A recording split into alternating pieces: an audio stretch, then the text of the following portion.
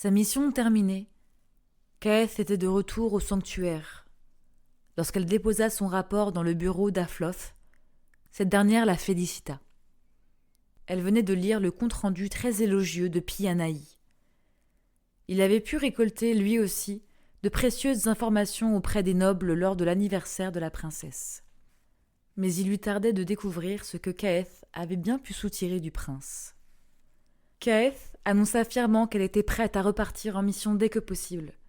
Mais Afloth calma immédiatement ses ardeurs. La grande prêtresse devait approuver le rapport avant de considérer renvoyer un disciple en mission.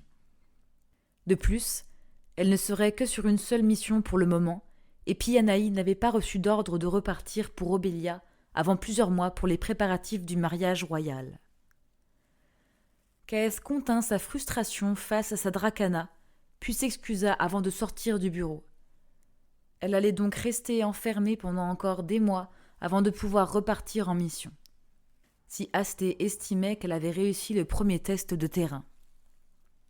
Plusieurs semaines passèrent avant qu'elle ne soit convoquée dans le bureau d'Afloth. La grande prêtresse lui avait assigné une nouvelle mission, au sein du sanctuaire. Kaeth sentit sa rage monter mais la ravala très rapidement.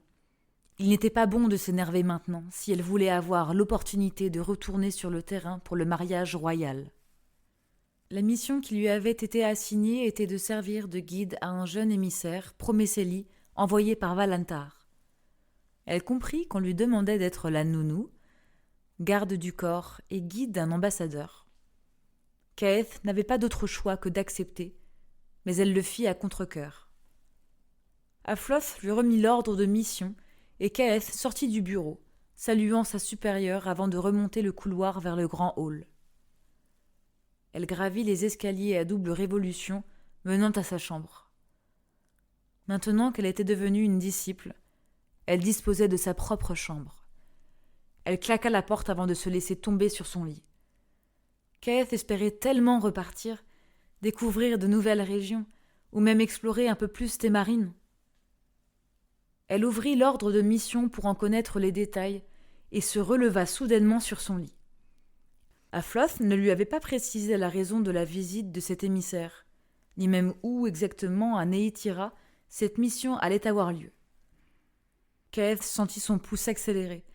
C'était une occasion en or, une occasion qu'elle ne pouvait pas rater. Ce cher représentant de Valantar demandait à consulter les archives de Neytira, gardées dans le sanctuaire d'Alfioline. C'était le jour de l'arrivée de l'émissaire. Kaeth n'avait pas bien dormi la nuit précédente, et la traversée fut chaotique, due à une météo capricieuse. Mais elle était prête pour sa mission. Un mage d'Alfioline franchit les arcades gigantesques sculptées à même la montagne, accompagné de leur invité encapuchonné dans une épaisse cape de laine bouillie.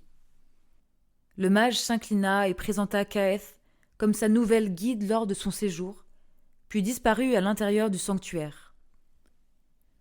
L'émissaire la salua et, se découvrant, se présenta comme étant un mercenaire de Promessella, prénommé Zander, à la recherche de ses origines.